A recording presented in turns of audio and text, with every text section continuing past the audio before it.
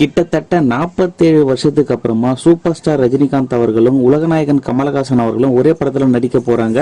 இந்த படத்தை நம்ம நெல்சன் தாங்க டைரக்ட் பண்ண போறாரு. அது மட்டும் இல்லாம ராக் ஸ்டார் அனிருத் தான் மியூசிக் பண்ண போறதா அபிஷியலா அனௌன்ஸ் பண்ணிருக்காங்க. ரெட் ஜெயின் ப்ரொடியூஸ் பண்ற இந்த படத்துக்கு டெய்லியும் போஸ்டர் ரிலீஸ் பண்றது, கிளிம்ஸ் வீடியோ ரிலீஸ் பண்றதுன்னு சொல்லிட்டு இப்பவே ஹைப் ஏத்த ஆரம்பிச்சிட்டாங்க. தியாகராஜன், குமாரராஜா மற்றும் விஜய் சேதுபதி நடிப்புல உருவாக்கிட்டு இருக்க பாக்கெட் நாவல் படம் ஜப்பான் மொழியிலும் வெளியாகும் சொல்லிட்டு போஸ்டர் அனௌன்ஸ் பண்ணிருக்காங்க. இந்த படத்துக்கு இளையராஜா தாங்க மியூசிக் பண்ண போறாரு. அது மட்டும் இல்லாம படத்தோட படப்பிடிப்பு ஆல்ரெடி தொடங்கிட்டதாகவும் சொல்றாங்க. டாக்ஸிக் படத்தோட டீசர் வேற லெவல்ல மாசா இருக்குது. சோசியல் மீடியால பயங்கர வைரல் ஆயிட்டு இருக்கு. படம் மார்ச் 19ஆம் தேதி ரிலீஸ் ஆக போது. வேற லெவல் மாசா இருக்கும்னு நினைக்கிறேன். வெயிட் பண்ணி பார்க்கலாம். யோகி பாபு நடிக்கிற புது படத்தோட டைட்டில் கிணத்த காணம்னு அனௌன்ஸ் பண்ணிருக்காங்க. ஐஸ்வர்யா ராஜேஷ், விக்ராந்த் நடிக்கிற அண்டர் 18 படத்தோட ஃபர்ஸ்ட் லுக் போஸ்டரை இயக்குனர் வெற்றிமாறன் ரிலீஸ் பண்ணிருக்காரு. மரகத நாணயம் 2 படத்தோட பூஜை சிறப்பா நடந்து முடிஞ்சிருக்குது. இந்த படத்துல ஆதி, சத்யராஜ், பிரியா பவானி சங்கர், முனிஷ்காந்த், நிக்கி கல்ராணி மற்றும் ஆனந்தராஜ் எல்லாரும் நடிக்கிறாங்க. படம் பார்ட் 1 மாதிரியே பயங்கர ஃபன்னா இருக்கும்னு நினைக்கிறேன். வெயிட் பண்ணி பார்க்கலாம். கமலஹாசன், சிவகார்த்திகேயன் கூட்டணியில உருவாகிட்டு இருக்க படத்துக்கு சேயோன்னு டைட்டில் அனௌன்ஸ் பண்ணிருக்காங்க. படத்தோட டைட்டில் போஸ்டரும் ரிலீஸ் பண்ணிருக்காங்க. பார்க்கவே மாசா இருக்கு. படம் இதை விட மாசா இருக்கும்னு நினைக்கிறேன். வெயிட் பண்ணி பார்க்கலாம்.